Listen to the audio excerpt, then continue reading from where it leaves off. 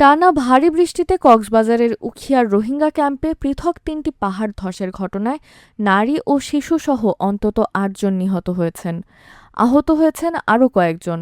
সোমবার দিবাগত রাত ১টা ১০ মিনিটের দিকে উখিয়ার ১৫ নম্বর জামতলী রোহিঙ্গা ক্যাম্পে পাহাড় ধসে একটি বসতঘর চাপা পড়ে।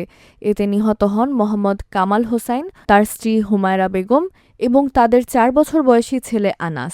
ফায়ার সার্ভিস ঘটনাস্থলে পৌঁছে উদ্ধার অভিযান চালিয়ে ৩ জনের মরদেহ উদ্ধার করে। আহত অবস্থায় উদ্ধার করা হয় আরও ২জনকে। এর প্রায় আধা ঘণ্টা পর ৭ নম্বর কুতুপালং রোহিঙ্গা ক্যাম্পে পাহাড়ের মাটি ধসে চাপা পড়ে ৭ বছরের শিশু একরামের মৃত্যু হয়। পরে রাত ৩টার দিকে ১১ নম্বর বালুখালী রোহিঙ্গা ক্যাম্পে আরও একটি পাহাড় ধসে ২ নারী ও ২ শিশুসহ ৪ জন প্রাণ হারান। এ ঘটনায় আহত হয়েছেন আরও একজন। টানা বৃষ্টিতে পাহাড় ধসের ঝুঁকি বেড়ে যাওয়ায় ঝুঁকিপূর্ণ এলাকায় বসবাসকারীদের নিরাপদ আশ্রয়ে সরে যেতে নিয়মিত মাইকিং করছেন উপজেলা প্রশাসন। সবাইকে প্রশাসনের নির্দেশনা মেনে চলার আহ্বান জানানো হয়েছে।